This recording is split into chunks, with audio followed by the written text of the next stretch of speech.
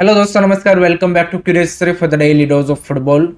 तो सबसे पहले बात करते हैं एएफएफ एंड आईएसएल क्लबों के बीच में जो टॉम एंड जेरी का फाइट चल रहा है रिगार्डिंग आईएसएल फ्यूचर।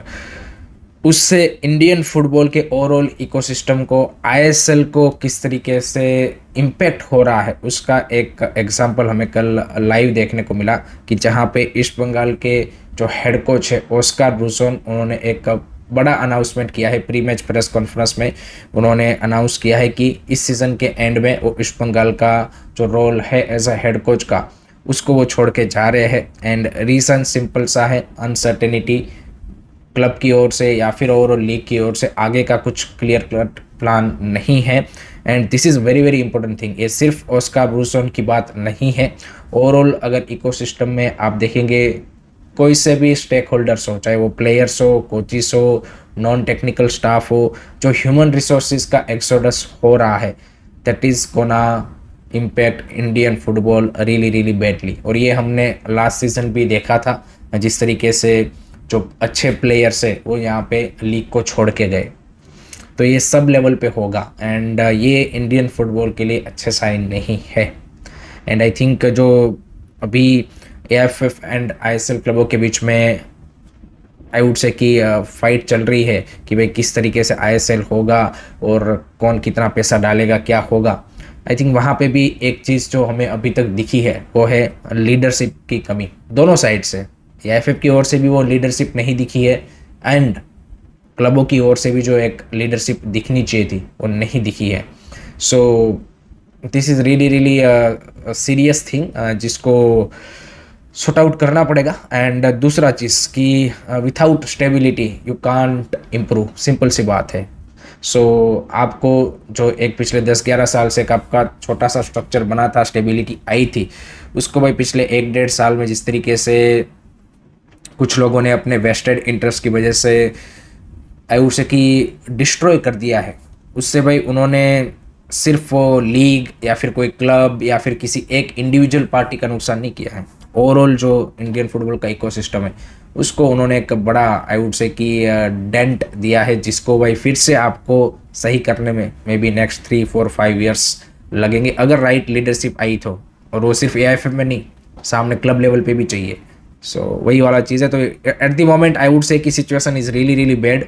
चाहे आपको टीवी स्क्रीन के ऊपर वो ना दिखे जब मैचेस चल रहे हो तो, but behind the scene situation is really really bad for many clubs. So let's see how things are gonna move forward. Let me know guys, what do you think about this? आपकी क्या opinion है comment section में ज़रूर share कीजिएगा। Second बात करते हैं IFL के बारे में। तो आईएफएल में भी भाई जो टाइटल रेस है वो थोड़ी सी अब इंटरेस्टिंग बनी है, क्योंकि कल डायमंड हार्बर को भाई यहाँ पे श्रीनिधि डेक्कन ने 2-1 से हरा दिया। एंड उसके साथ ही जो टाइटल रेस है उसमें श्रीनिधि डेक्कन के भी 21 पॉइंट है, शिलोंग लाजोंग के भी 21 है, डायमंड हार्बर 25 पॉइंट के साथ है। तो 4 पॉइंट का उनके पास एडवांटेज है एंड अब सिर्फ 2 ही मैच बचे हैं। So no doubt still Diamond Harbour is favourite, but अगर लास्ट के 2 मैचेस में वो स्लिप अप करते हैं देन शिलोंग लाजोंग या फिर श्रीनिधि डेक्कन के लिए एक अपॉर्चुनिटी बन सकती है। एंड शिलोंग लाजोंग ने भी जो लास्ट मैच में चंदमारी को हराया जिस तरीके से 4-0 से, that was also really really entertaining match. And honestly बताओ, शिलोंग लाजोंग ने जिस तरीके से खेला है इस सीजन एंड जिस तरीके से उनका पूरा क्लब है, definitely we want to see a club like them in ISL. To be honest, I think that would be a great thing, but at the moment it's looking difficult because the Diamond Harbour has a good 4-point advantage. Let's see last के 2 match days में क्या कोई हमें एक बड़ा upset देखने को मिलता है कि नहीं देखने को मिलता। व्हाट डू यू थिंक, आपका क्या मानना है? वो should be promoted from the IFL to ISL? Comment section में ज़रूर शेयर कीजिए। Now let's move on to the world football. And उसमें भी जो वर्ल्ड की टॉप लीग्स है उनमें भी जो टाइटल रेस है वो काफ़ी इंटरेस्टिंग मोड पे आ चुकी है। तो भाई पहले प्रीमियर लीग की अगर हम बात करें तो भाई स्पर्स ने कल काफ़ी इम्पोर्टेंट विन हासिल किया है ओवर एस्टन विला। एंड इस विन के साथ जो स्पर्स का रेलीगेशन होने का खतरा है उसमें थोड़ा सा उनको रिलीफ मिला है। Now they are on the 17th position, 1 point clear to West Ham. So बाकी के जो 3 मैचेस है उसमें अगर वो निकाल लेते हैं they will stay away from the relegation. So Spurs के लिए this is a huge win and Aston Villa top 5 team को हराना it was not easy and सामने वेस्ट हैम ने मैच लूज किया है, so that's a good result for them.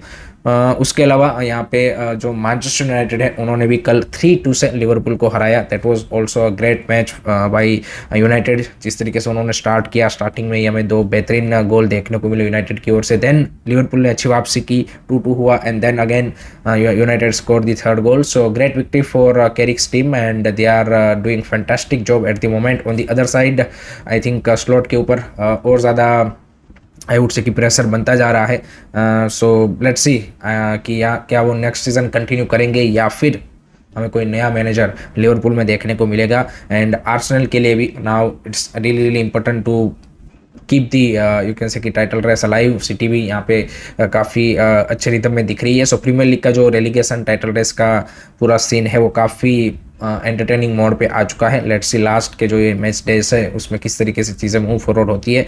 आपकी क्या prediction है, आपकी क्या थॉट्स है, कमेंट सेक्शन में जरूर शेयर कीजिए.